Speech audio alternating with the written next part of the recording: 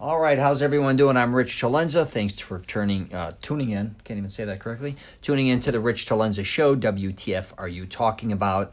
And I'm with a close friend of mine. And what I want to get into with him today is real estate mortgaging. I'm actually at his office today visiting him. We're going through some things with my website, and he's creating his own website. So let's get into something here really quick since I have you here, because we just did a fun podcast on our friendship, how long we've known each other, and all those different types of things. This is going to be on a more serious level, I think, regarding Joe. So first, Joe, introduce yourself. My name is Joey Pensante. I'm with Remax Town Center here in Central Florida. And I specialize in residential real estate, a lot of investment real estate, and various other things in real estate that I'm starting to venture into. And now I'm starting to brand myself, and that's what we're working on today. So Joey's been doing real estate basically for 19 years and mortgage? Yes. So I think, let's get into this. So Florida, we live in Orlando, Florida. And we've seen the market go, obviously, like a lot of people, up and down. Yes. But the one thing I think people don't realize about Orlando specifically is how different it is than most of the country. It is. When Orlando gets hit, it takes a little bit longer for the market to bounce back. Not too many people have the confidence in it on its way back until it really comes back, opposed to like New York, Miami, Chicago, California, places like that. So it's a little different. But we still got a pretty stable economy and market here in Orlando, because it is growing, is one of the fastest growing, and it's up in, I think, the top 10 or 15 places now to live for people to move from up north because of the weather. Yeah. That's what it is, because of the weather. And I think Florida, I might be wrong. I don't want to always say what I'm saying is perfectly correct, but I think we're population-wise, I think we're number 3. We just beat out New York. So it's, population-wise, is California, Texas. I think now us, then New York. I didn't know that. Florida, wow. I think. Or I hope I don't screw that up, but more people are obviously moving. I think it's Dallas. They got something like 1,500 to 2,000 a day moving into Florida. Right. And crazy numbers. Here's the thing, though. Is not a lot of people know is more people visit Orlando than actually live here. Obviously, we have up to 70 million now a year. 70 million per year, and I think visit Orlando alone. And South Florida's 40 million, I think, at this Something point, like that. Which is crazy because before, years ago in Orlando, they would talk about 40, 50 million people coming here a year. If you think about it, even a million a week sounds crazy, but Florida has blown up. But there's strengths and weaknesses to Orlando that a lot of people, I don't think, realize. Right. One is, the strength is it's central, which is amazing because you could basically go to Daytona. If you want to go, you could go to Cocoa. South Florida. Yeah, you can go to Cocoa. You go to Tampa. Tampa, you can go, even if Miami, Fort Lauderdale, either direction. Jacksonville. So yes. The centralness of it is very unique. And obviously you have Disney World, SeaWorld, Universal, many other Well, that's what it is. things. You have a lot of entertainment by living here. There's a lot of different things to do that when you're off of work, that's what people like. You can go visit the hotels. You have the shopping. You have the Disney area. You have the international drives, the downtown Orlando's. So you have a lot of different options of entertainment, things to keep you and your family busy. Absolutely. And then the downfall is you don't have the ocean. You got So, I mean, we have lakes. Right, we have a lot of lakes. But a lot of times, a lot of people, when they buy real estate in Orlando, for instance, they sometimes, I think it's going to go up in value, or it's something like South Florida, or even, let's take Clearwater. It could be Naples. It could be wherever. What was I going to say? Marco Island, or things. It's not like that. It's a much different type. No place, because I travel all over North America. Nothing is really like Orlando, Florida. No, it's very unique. Yeah. With the well, of course, Disney's the anchor, but they're starting to kind of drift away a little bit. Many different companies are coming here, building other entertainment sources or entertainment venues that people can enjoy, where it doesn't necessarily always have to revolve around Disney.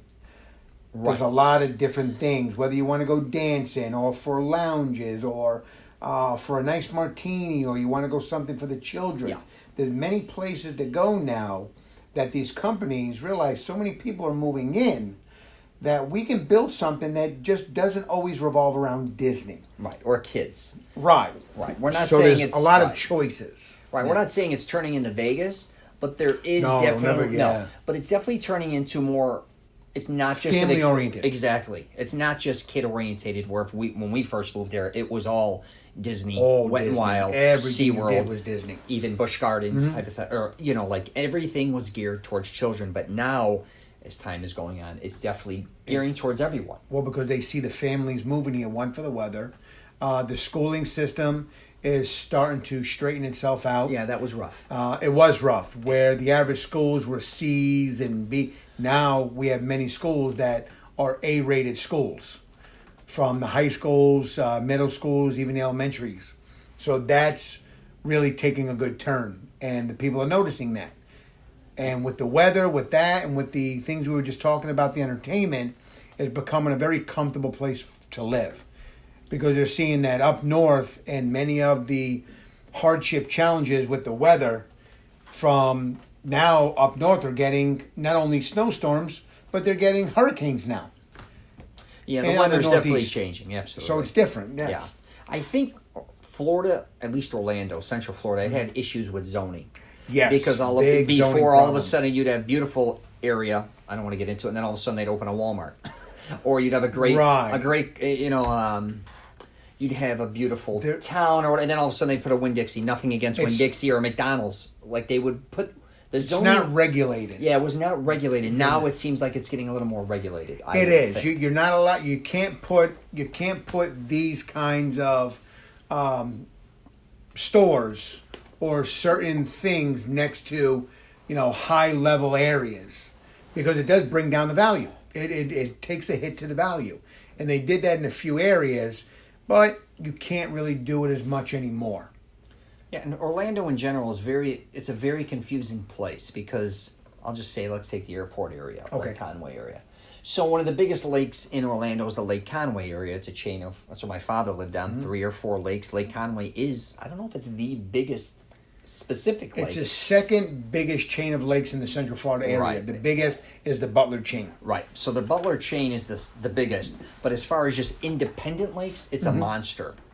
But now all of a sudden you have all these beautiful homes on these lakes, but the schooling system there and the area that surrounds that is very rough. Yes, it's down in the C's. In the D's. And some are like a light B, but more C's, and even a little bit worse than that.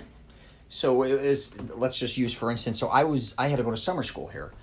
And my father lived in a beautiful, I don't know how much it was worth. The home was beautiful. It looked like a South Almost Florida $1 million it's got 40-foot pool. Here we have 27 palm trees. We had boat docks.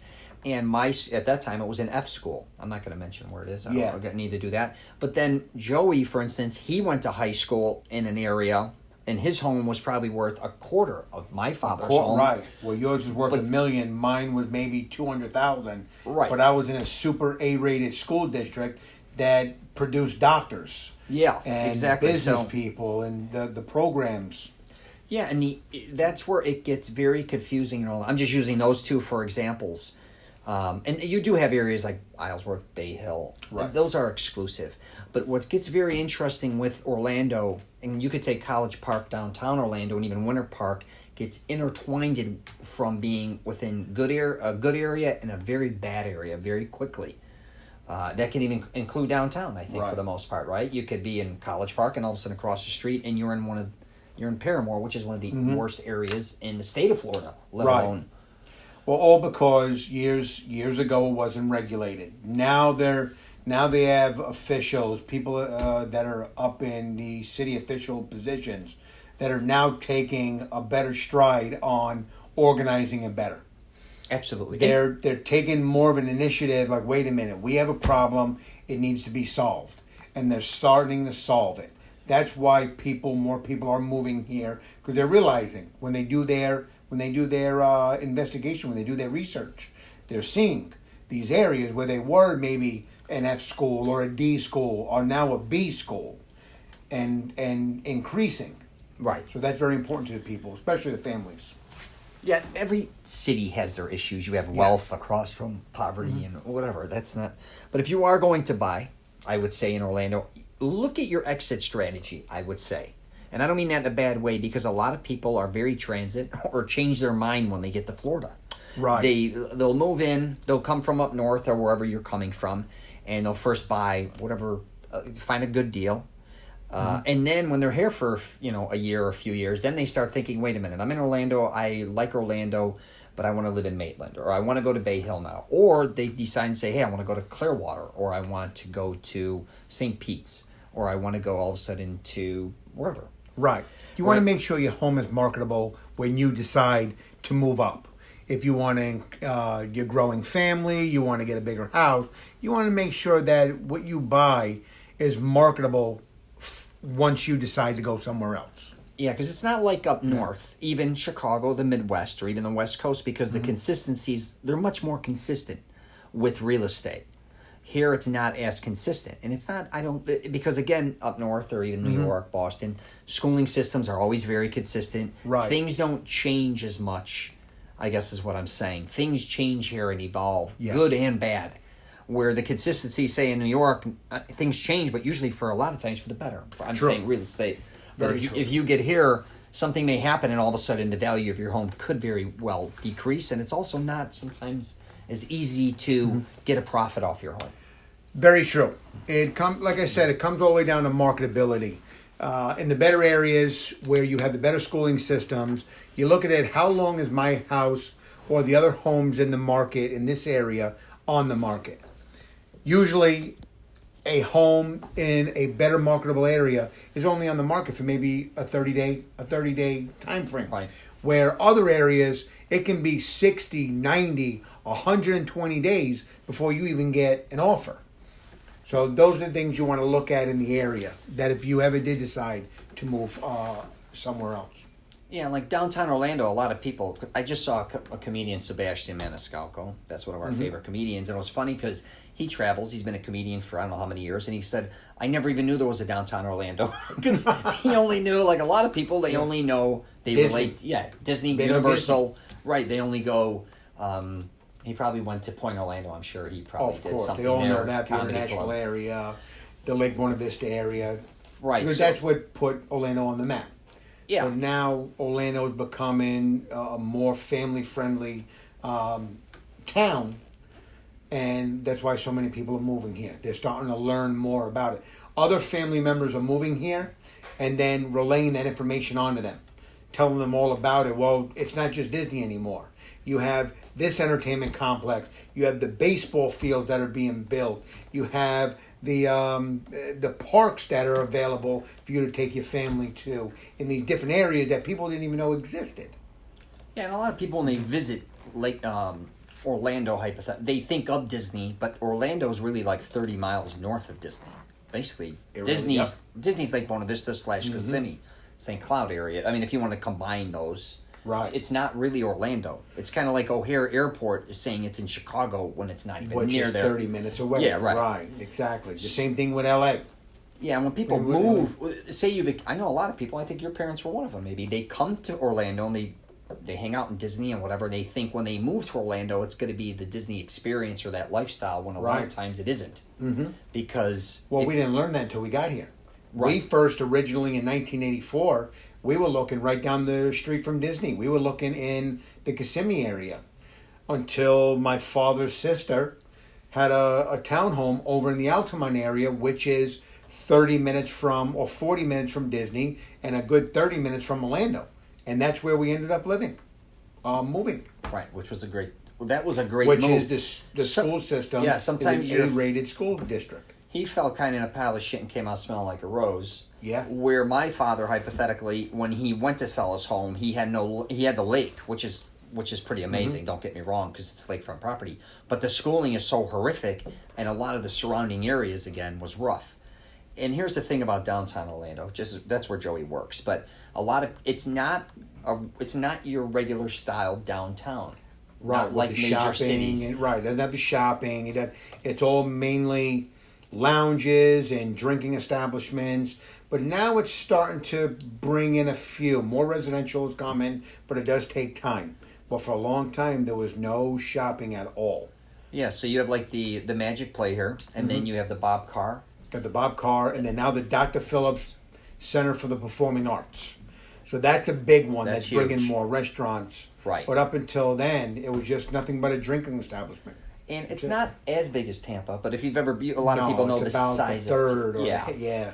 But if you think about Tampa, I would say I'd put it in a similar looking style. But here's the thing that's interesting about downtown Orlando. We've discussed this. There's really never been an anchor here besides bank buildings. Well, they have a movie theater, but there's not even a McDonald's down here, which you'd never think that there would be there's a Starbucks, but it's on the outskirts. They finally came with a Walgreens this past year, so they're hoping that makes some sort of progress. There's a Publix local grocery store. What's that burger? Even a Five Guys. And most things, and I would hate to say this about downtown Orlando because I lived in College Park for 10 years and loved it. If you want to live here, College Park is a great place. It's about 2 miles from downtown Orlando, but don't think the downtown experience is going to be like most downtowns in every other state. You have the Lake Eola area, which is actually Thornton Park. Yeah. But they're starting to come with a little bit more upscale restaurants. New one was just built right across the street from my office. A lot of nice things to do around the lake, so it's growing. Yeah, even the milk district with what's that Italian joint from Brooklyn just opened? Stasio's. Yeah. We finally got a new an Italian deli, a true Italian deli called Stasio's. Yeah. Wonderful place. So we're starting to get the things really needed to call it a downtown. It's more happening in the Thornton Park area opposed to up by, some of you heard maybe the Rosie O'Grady area, which was really popular. Yeah, that's basically I-4 and Church Street Station and all of that. Yeah. It's starting to revamp itself, but like he said, there was never an anchor. They were supposed to build a bowling alley, but they backed out. AMC Theater was supposed to come, but they backed out after realizing it was nothing more over the past years. It was just a drinking establishment. That's it, a drinking area. I would say, and I don't think downtown ever... There was a place called Rosie O'Grady's that we all used to hang out at. Really popular. Really, and I think downtown then was almost more popular still than it is now. Right. Because once that all closed down, it had no identity. Exactly. Downtown was, all you go to do there is drink. Yeah, and they had a mall. They had Victoria's Secret. They did. You know, you had different clothing for women to come to and men. To tell you how old that was, Benetton was one of the anchors in there. Exactly. So but that tells you how old it was. Right, but if you come and say you want to move downtown area or thinking about it, you can't even come here to shop, just a heads up. Right. And the surrounding areas, there's not a lot of places to shop either. So all of a sudden people, I think, want to move to Thornton Park, College Park, and or even a little bit of south. What do they call that? South downtown? Orlando? I guess it's the Mill District. South of downtown, Delaney Park area. There's no mall even in the vicinity of here. I mean, you have a Colonial Plaza mall, but that's... like more Ross, Fashion Square, Marshall. right? The Fashion Square Mall. You have Fashion Square. That's where my daughter works. If you travel, you got to travel about 20 minutes to a decent mall. Right, where if you live on anywhere else, not downtown, I'm just saying, you're going to be near a lot of malls, which is so it's moving along slowly. It's getting there. There's a few women's shops in the Thornton Park area. A few more cafes are building up, but it's going to take some time. Yeah, for the downtown. It's more of an experience. Like young business professionals are moving down here. That whether they live here in downtown or they work on the outskirts, they like the ambiance or the prestige or the what would you call that, the convenience of downtown. You can walk downstairs for a slice of pizza or a nice dinner, but for shopping and things like that, it's not really here yet. But it's coming. You're usually going to end up leaving here. Right. And staying here to do things. It's the opposite of most downtowns, if that kind of makes sense. Right. Not to disrespect our downtown. No. It's exactly what I said. It's going to take time. You have dining establishments. You have a place to go get a slice of pizza, an ice cream, a coffee. But if you really want to have entertainment experience, like adult entertainment experiences, like a Blue Martini or venues like that, you have to travel out of downtown to get to it.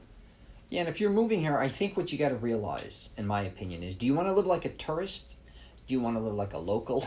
Like, because really, if you, a lot of people, I call my kids professional tourists. I think we're professional tourists because our whole life, we like, obviously we live here, but we like a tourist lifestyle. We like going, we even like pool hopping, and we're still adults, for the love of God. I mean, we're middle-aged here. And I live near an area where I kind of get both combinations. It's a little bit of local, but everything I do is basically tourist-related, which gets expensive. And I don't think a lot of people understand, like, if you want to live near Disney, everything kind of within that area is going to be not just Disney prices. It's going to be a little more inflated, a little more, like the Dr. Phillips area and the Windermere area. The more economical areas for family are going to be, well, definitely Altamont Springs, which is the Lake Brentling High School District. Then it goes out to the Lake Mary area and the Sanford area, where you have the Lake Mary and Seminole High School, which are super A-rated districts as well. So there's a little bit of a different. One is the southwest side, which is the Dr. Phillips and Windermere. Now you have the northeast and northwest, which is Altamont, Longwood, Lake Mary, Sanford. Those are a good 40 minutes away from the Disney area. But from the parks and shopping and malls, there's tons of it to experience. Yeah, and if you want to start doing the Disney experience, don't underestimate how far it is from a lot of things. A lot of people think, oh, it's 23 miles. It'll only take me 20 minutes to get there. No, that's gonna. It's Disney is not close really to anything unless you're really in Kissimmee or maybe Haines City. Or you live in the Windermere or Dr. Phillips area. Right, that's kind of where I'm at. And here's the thing I tell people, too, if they're going to move here. If you do like the beach or you like going to the beach, because a lot of people do, figure out what beach you like. Because a lot of people move on the wrong side of town. So if you like Daytona, you want to go to Altamont. I'm just saying. You don't want to go to Haines City. If you like to go to Cocoa Beach, for instance, go live in Lake Nona. Hunters Creek. Yeah, Hunters Creek. Hunters Creek or Lake Nona. Right? If you love going to Miami, and I'm not just saying this to say this, don't go to Lake Mary, Sanford. You're going to be closer to Daytona. If you want to, then you want to go on the south side of Orlando, because then you're not beating all that, or you're not catching all that traffic. Same with Clearwater. Where do you want to live?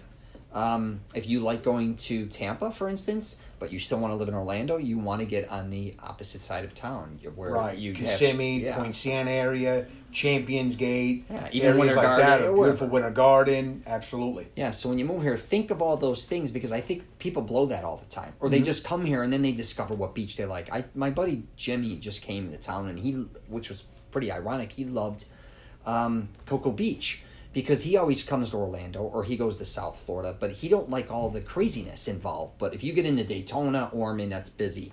You go to Tampa, very busy. You go to South Florida, forget about it. And then all of a sudden, he never knew a beach was so close to Orlando, like Cocoa. Right.